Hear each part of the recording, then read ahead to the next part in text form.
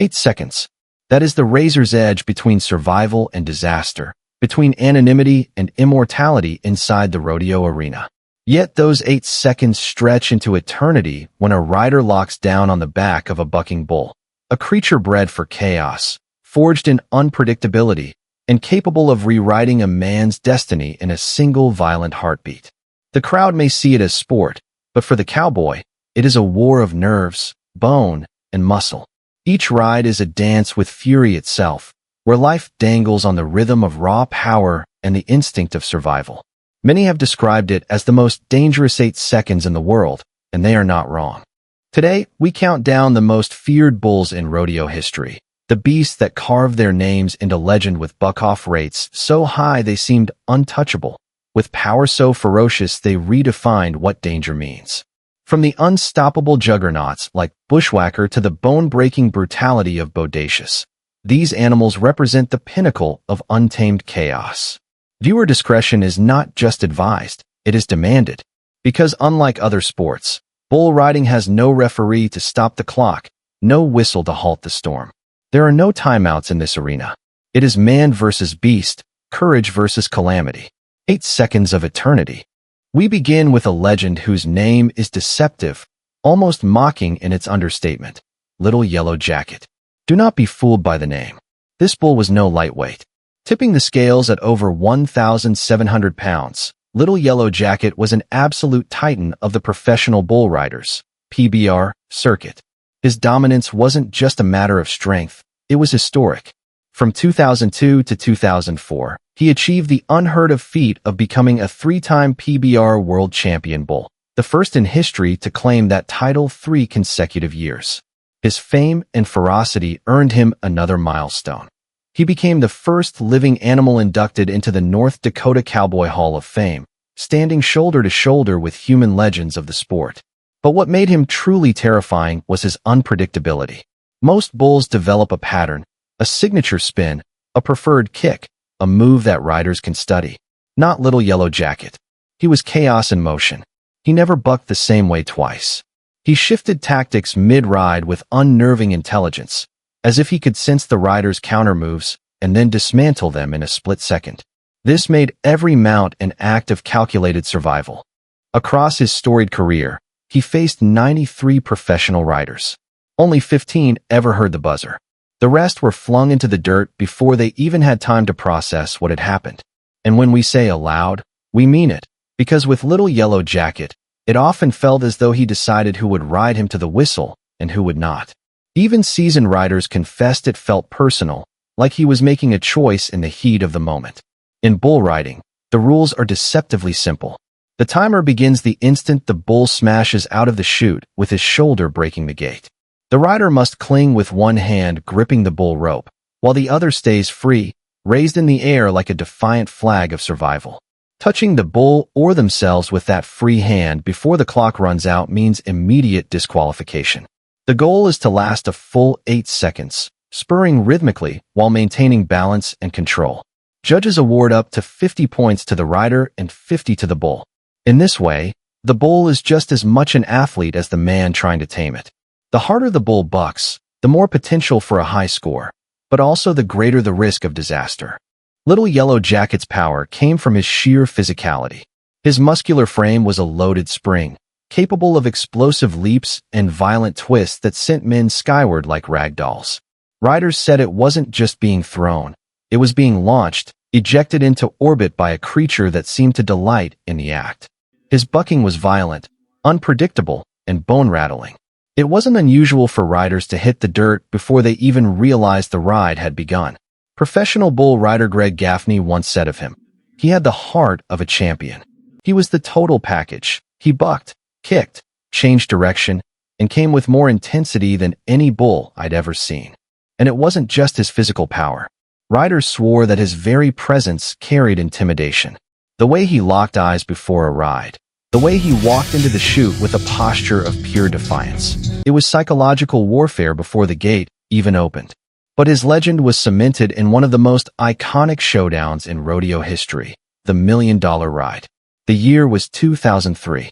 The place, Colorado Springs at the PBR Finals. The challenger, Two-time world champion Chris Shivers, a man who had faced Little Yellow Jacket 4 times before and lost every single battle. The stakes were monumental.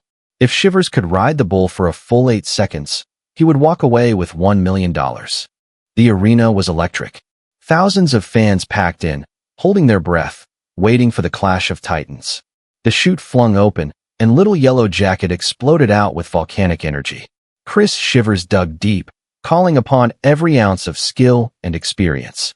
The bull twisted, leapt, and spun with devastating unpredictability, as though determined to end this challenge on his terms. For moments that felt eternal, the two were locked in a war of will. The crowd roared with every second survived. And then, it was over. A single massive buck, timed with perfect cruelty, sent Shivers flying through the air, slamming into the dirt with a thud that silenced the crowd. He was unhurt, but the message was clear. Little Yellow Jacket could not be conquered, not tonight, not by anyone. He continued to dominate until his retirement, leaving behind a trail of battered riders, unforgettable rides, and a legacy of terror and respect. His performances were not just sporting events. They were acts of spectacle, blending beauty and violence, artistry and danger. He reminded the world that in this sport, the bull is never just an obstacle. He is the true star of the show. And yet, Little Yellow Jacket was only the beginning. For if he was chaos incarnate, the next bull on our list was something different, a master of dominance so complete, he was dubbed the Michael Jordan of bull riding. His name was Dillinger, and he was about to redefine what impossible meant inside the arena. If Little Yellow Jacket was chaos given muscle and horns, then Dillinger was dominance distilled into flesh, a bull so complete, so perfectly designed for rodeo destruction, that fans and riders alike began calling him the Michael Jordan of bull riding. The comparison wasn't casual. Just as Jordan seemed to hover in the air and bend games to his will, Dillinger rewrote the physics of the arena. He was not just a bull. He was a force of nature, a benchmark against which every other bucking beast would be measured. From the moment Dillinger entered the professional bull riders, PBR, circuit, it was clear he wasn't ordinary. Standing close to 2,000 pounds, he dwarfed most of his rivals, yet his agility defied his size. He moved with a terrifying blend of power and precision, high-arching jumps, violent twists, and sudden lateral shifts that no rider could anticipate. His frame was pure menace, a black hide with a stark white face and underbelly, crowned by a twisted right horn that made him visually unforgettable. Even before the chute opened, Dillinger radiated danger. His reputation wasn't built on myth. It was forged through numbers that told their own brutal story. Across 51 career outs, he bucked off more than 86% of riders. Men who climbed onto Dillinger knew they weren't simply facing another 8-second struggle. They were entering a gauntlet of survival, where skill was tested to its absolute limit. And unlike bulls who relied on brute force alone, Dillinger was tactical. He could switch patterns mid-ride, shifting from spine-wrenching spins to explosive leaps, disorienting even world champions. That unpredictability made him a nightmare in preparation.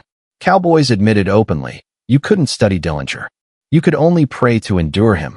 One ride in particular cemented his reputation in the annals of bull riding history, the 2001 PBR Bud Light Cup World Finals. It was here that Dillinger's dominance helped produce one of the highest-scoring rides in PBR history, 96.5 points. To this day, that score remains nearly untouchable, a fusion of rider excellence and bull fury that pushed the sport to its absolute edge. It wasn't just a contest. It was art painted in dirt, sweat, and adrenaline. Dillinger had become more than a competitor. He was an icon. And yet, what made Dillinger truly fascinating was his duality. In the arena, he was a storm, violent, cunning, and merciless. But away from the chaos, on the Harrington Ranch in Texas, he was described as calm, even gentle. Stock contractors recalled him as being almost pet-like, approachable in a way that stood in stark contrast to his destructive persona under the bright lights. This paradox only deepened the mystique around him. A bull who could flip the switch from tranquility to terror the moment the chute gate rattled. Riders who faced Dillinger often spoke of him with equal parts reverence and dread. Some escaped with bruises and pride wounded. Others walked away lucky to avoid catastrophic injury. Every encounter was remembered, not because of victory, but because Dillinger had a way of leaving an imprint on the mind. Cowboys told stories of his ability to launch men straight into the air, spinning them mid-flight before gravity reclaimed them. Others spoke of his relentless spins, which felt less like a ride and more like being inside a tornado. For all his ferocity, Dillinger was not malicious. He didn't have the reputation of deliberately injuring riders like Bodacious, whose infamous head-snapping move left shattered faces and surgeries in its wake. No, Dillinger's danger lay in his overwhelming athleticism. He wasn't trying to hurt you. He was trying to beat you. And in the process, he reminded everyone that the bull is the true athlete in this sport. It's this very athleticism that drew comparisons to Jordan. Just as Jordan transcended basketball, Dillinger transcended rodeo. He represented perfection in his craft, unstoppable power, unshakable dominance, and moments of brilliance that left audiences in awe. He was, in many ways, the definition of what it meant to be a champion bull. But as formidable as Dillinger was, the sport kept evolving. Stock contractors across the country began refining their breeding programs, looking for the next superstar. Bulls were no longer bred by accident. They were engineered, carefully matched bloodlines selected for size, agility, and the ferocity of their bucking styles. Out of these programs came new beasts, each seemingly more dangerous than the last. And from this new generation rose a bull that would terrify an entirely different era of riders, Sweet Pro's Bruiser. By 2017, Bruiser had become a name synonymous with fear and respect. He was a three-time PBR world champion and had been crowned the 2017 PRCA Bucking Bull of the Year. With a buck-off rate hovering near 78.5%, Bruiser carried the torch of chaos into the modern age. Unlike many bulls who relied on sheer brute strength, Bruiser combined raw power with a frighteningly precise technique. Riders described his kicks as violent but clean, his twists as calculated traps designed to unravel balance and break concentration. The strategy to face him was simple on paper: stay centered, react fast, and hope for mercy. But inside the arena, all strategies crumbled.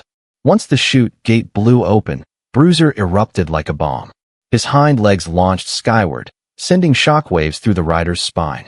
Then came the deep drops, the kind that made stomachs lurch and forced hands to slip. Bruiser didn't just buck cowboys off. He dismantled them with an artistry that left even veterans shaking their heads. To ride Bruiser required more than courage. It demanded a perfect marriage of strength, timing, and luck. Even J.B. Mauney, one of the greatest riders of all time, admitted that surviving Bruiser was as much about luck as it was skill. The bull had a way of making men doubt themselves before they even nodded for the gate. And that doubt, in a sport measured in milliseconds, was fatal. But while Bruiser was relentless, he carried a curious distinction. He wasn't known for causing catastrophic injuries. His brutality ended the ride, but he rarely left riders broken in body, only in pride. This almost professional quality of destruction made him unique. He was feared not as a monster out for blood, but as an athlete who existed to dominate, to push men past their limits without crossing into deliberate cruelty. Bruiser was a bridge, an animal that symbolized the evolution of bull breeding, a product of science and tradition, carrying forward the torch lit by legends like Dillinger and Little Yellow Jacket. Yet even with all his precision and power, there were bulls who took the brutality of the sport to another level. Bulls whose names would be whispered in the chutes like warnings of impending doom. And next, we meet one of them. His name was Tahanta, nicknamed the Golden Touch. To face him wasn't just difficult. It was like stepping into the jaws of a storm you had no chance of surviving. Tahanta, a bull whose name alone inspired both awe and terror, occupied a rare place in the pantheon of rodeo legends. Known as the Golden Touch, he was bred for one purpose: to dominate the arena. His lineage was extraordinary. He was the only offspring of Taha's back, a bull so aggressive that he had been banned from PRCA competition. Yet Tahanta harnessed that raw ferocity and channeled it into something calculated, something surgical. He wasn't chaotic for the sake of chaos. He was precise, methodical, and relentless in his drive to unseat riders. Over his career, Tahanta faced 52 attempts and delivered a staggering 49 buck-offs. That's 49 men launched violently into the dirt, their pride shattered, and their bodies tested to the limit. Remarkably, he was never bucked off by a left-handed rider, a curious statistical quirk that added to his mystique. His explosive launches and rapid turns were choreographed chaos, demonstrating a level of intelligence and anticipation rarely seen in bull riding. He wasn't just a machine of muscle. He was a strategist in the arena, reacting, reading, and exploiting every micro-movement of the cowboy on his back. Chad Hudell, a stock contractor with Big Bend Rodeo, described him as a marvel, a fluke that exceeded all expectations. We never planned to breed him, but he turned out to be a true athlete, powerful, precise, and utterly fearless. From the instant the gate rattled, Tahanta knew it was showtime. He would explode with calculated violence, twisting and kicking with an accuracy that made even the most seasoned riders feel like novices. Spectators often held their breath during his appearances, watching a battle unfold that was as much about strategy as strength. Perhaps his most notable moment came at the 2002 National Finals Rodeo, where he faced Jason Milan. Milan managed a rare 9.1-second ride, one of only 3 successful attempts against Tahanta throughout his career. Yet even in that brief success, Tahanta's power and precision were undeniable. Every turn, every buck, every spin demonstrated the potential for destruction. He wasn't a bull who relied on brute force alone. He combined speed, torque, and timing to dislodge even the most prepared rider. His rides routinely scored over 45 points, a testament to the danger and athleticism he brought to the sport. What made Tahanta particularly remarkable was that, despite his ferocity, he did not intentionally cause injuries. Unlike some of the sport's most notorious bulls, he focused on efficiency rather than malice. He would unseat riders cleanly but brutally, leaving them tested but largely intact. This balance of power and restraint added a layer of complexity to his legend. He embodied the idea that danger in rodeo is not always synonymous with cruelty. It can also be a disciplined, intelligent display of strength that challenges competitors to rise to an almost unattainable level of performance. The psychology of facing a bull like Tahanta cannot be overstated. Riders would step into the chute knowing that any hesitation, any lapse in concentration, could result in a violent ejection. Tahanta's very presence demanded respect. His reputation preceded him, creating an invisible pressure that affected performance before the ride even began. Mental fortitude, as much as physical skill, was required to survive the 8 seconds. Tahanta represents an evolutionary step in the sport, a bull that combined pedigree, strength, and strategic intelligence to redefine what it meant to be a top-tier competitor. He was a bridge between the raw power of legends like Little Yellow Jacket and the next generation of technical marvels, bulls whose very behavior forced riders to rethink their approach, adapt in real time, and often accept that survival alone was a victory. And yet, even Tahanta's calculated precision could not compare to the psychological and physical terror embodied by Bushwhacker, a bull whose very name struck fear into the hearts of even veteran riders.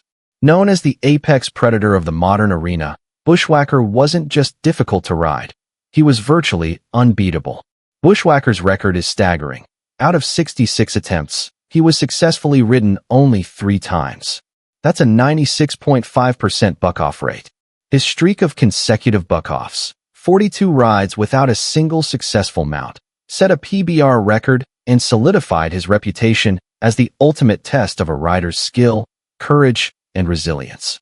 The streak began in October 2009 after a single successful ride by Tiago Pagodo and lasted nearly 4 years, leaving a trail of frustration, bruises, and awe in its wake. When JB Mauney finally conquered him in August 2013, scoring 95.25 points in Tulsa, it was not just a personal victory. It was a historic moment in professional bull riding, ending one of the longest reigns of dominance in the sport. Bushwhacker's dominance was not simply physical. He combined explosive power with unpredictable patterns, keeping riders guessing from the moment the chute gate rattled. He could spin midair, deliver sudden lateral jumps, or throw sharp kicks that unbalanced even the most experienced competitors. Riding Bushwhacker demanded more than strength. It required split-second decision-making, balance, and nerves of steel. Every attempt was a clash of instinct versus raw force, a battle where seconds became lifetimes. Yet Bushwhacker's aggression did not translate into widespread injury. Unlike bulls like Bodacious, whose maneuvers caused catastrophic harm, Bushwhacker's technique focused on power and precision rather than deliberate malice. He tested riders to their absolute limits, but rarely inflicted serious long-term damage. This made him a model of calculated brutality, a bull that demanded excellence without crossing the boundary into unnecessary harm. Bushwhacker's legacy is more than statistics. He represents the apex of modern bull breeding, strength honed with intelligence, aggression tempered with consistency, and a style that challenges the human athlete in every possible dimension. To ride Bushwhacker was to confront the pinnacle of the sport, a bull whose reputation alone could unnerve even the most accomplished rider. Yet for all his dominance, Bushwhacker would eventually be eclipsed, not by the next generation of technical marvels like Tahanta or Bruiser, but by a bull whose notoriety was measured not only in buck-offs, but in sheer danger. Bodacious, the world's most feared bull. Bodacious. Just saying the name is enough to make riders flinch. In the world of professional bull riding, Bodacious wasn't merely a competitor. He was an embodiment of peril, a living, breathing hazard whose very presence redefined the limits of the sport. Born in 1988 and raised by stock contractor Sammy Andrews, Bodacious quickly became the standard for danger in the arena. His reputation wasn't built on numbers alone, though they were staggering, but on the sheer severity and unpredictability of his moves. He wasn't just hard to ride. He was potentially career-ending. Standing at 5 feet 11 inches and weighing nearly 1,900 pounds, Bodacious combined size, strength, and velocity in a lethal formula. But it wasn't his bulk that made him infamous. It was his signature move, the one that earned him the sobriquet of the world's most dangerous bull. Riders dubbed it the head whip, a maneuver where Bodacious would launch into the air and violently snap his head backward. The physics of the move meant that any rider caught unprepared could be slammed face-first into the bull's massive skull or horns. The results were devastating. Broken noses, shattered cheekbones, and concussions were not rare. They were expected outcomes. Bodacious redefined the boundary between sport and survival. During his relatively short competitive career from 1992 to 1995, Bodacious was attempted by riders 135 times and successfully ridden only 8. That success rate of less than 6% is terrifying enough, but it fails to convey the physical consequences for those who were caught mid-ride. His buck-off style was unrelenting, combining sudden upward thrusts with violent lateral and backward head motion, creating a cocktail of forces that could disorient, injure, or incapacitate a rider within moments. One of the most infamous incidents involved 4-time world champion Tuff Hedeman during the 1995 PBR World Finals.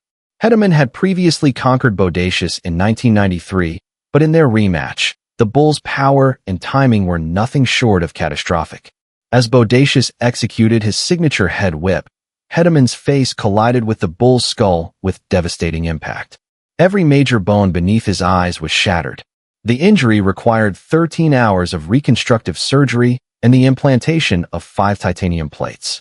Hedeman would never fully regain his sense of smell or taste, a permanent reminder of the bull's power. Just 7 weeks later, Bodacious struck again at the National Finals Rodeo, this time targeting Scott Breeding. Fully aware of the bull's reputation, Breeding wore a hockey mask for added protection. It didn't matter. Bodacious executed the same head-whipping maneuver, shattering Breeding's left eye socket. By this point, Bodacious had secured his legendary status not merely as a top competitor, but as the most dangerous bull to ever enter the arena. Sammy Andrews, his owner, decided that the risk was too great to continue competition, leading to Bodacious' retirement. Despite the danger, Bodacious became a spectacle. His ferocity drew fans in droves, each hoping to witness a demonstration of untamed power and sheer danger.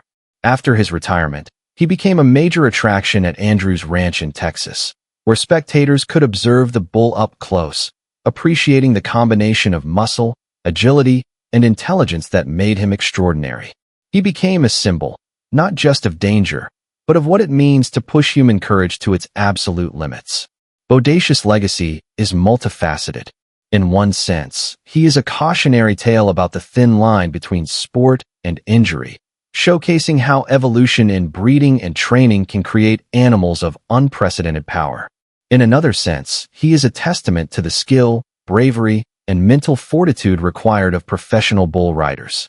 Facing Bodacious was not just an athletic challenge. It was a psychological crucible, a test of nerves, anticipation, and split-second decision-making under extreme duress. Moreover, Bodacious' influence extended beyond the arena. His genetics continue to shape modern rodeo stock, with descendants inheriting traits of strength, agility, and explosiveness.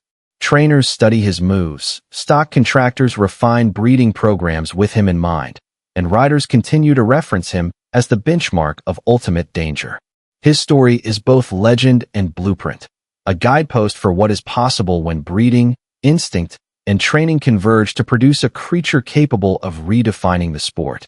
Across these legends, Little Yellow Jacket, Dillinger, Sweet Pro's Bruiser, Tahanta, Bushwhacker, and Bodacious, a pattern emerges. These bulls are more than animals. They are complex athletes whose intelligence, power, and unpredictability shape the very culture of bull riding. They demand excellence, courage, and respect from every rider who dares to mount them. They push human limits in ways that are impossible to fully capture in numbers or statistics. To survive 8 seconds on one of these beasts is to touch the edge of what is physically and mentally possible. Every story, every record, every legendary buck-off contributes to a narrative that is both thrilling and terrifying. Bull riding is more than a sport. It is a strategic confrontation, a battle between instinctive calculation and raw power. These animals, through their performances, teach lessons about courage, preparation, and the balance between control and surrender. And though they inspire awe, they also remind the world that true mastery over a living force is never guaranteed. Facing any one of these bulls is a testament to the resilience and bravery of rodeo athletes. It is a confrontation with chaos, skill, and danger wrapped into a single, breathtaking moment. Each ride is a story of tension, strength, and survival, a microcosm of risk and reward, where the line between triumph and catastrophe is measured in seconds and inches. In the modern era, bull riders prepare with unmatched precision, employing detailed analyses of each bull's patterns, studying past rides, and fine-tuning their mental and physical responses. But no matter the preparation, these bulls, particularly Bodacious, remind them that unpredictability is the only constant. The arena is the ultimate proving ground, where men meet beasts, and legends are forged in 8 seconds of fury. By the time Bodacious retired, his legend was cemented in rodeo history, not only for his devastating power, but also for the way he reshaped how cowboys and contractors approached the sport. After him, bull riding could never be the same. He forced riders to wear helmets, protective face masks, and vests more frequently, changing the very culture of safety in professional rodeo. His brutality highlighted that riders weren't just athletes. They were warriors stepping into battle against beasts bred to be faster, stronger, and more explosive with each generation. But here's the paradox. While riders feared him, they also respected him. Ask any cowboy, and they'll tell you that riding Bodacious wasn't about conquering a bull. It was about confronting the limits of human courage. Surviving 8 seconds on his back was akin to standing on top of Everest, rare, perilous, and unforgettable. In a sport where reputation is everything, just nodding your head on Bodacious in the chute marked you as fearless.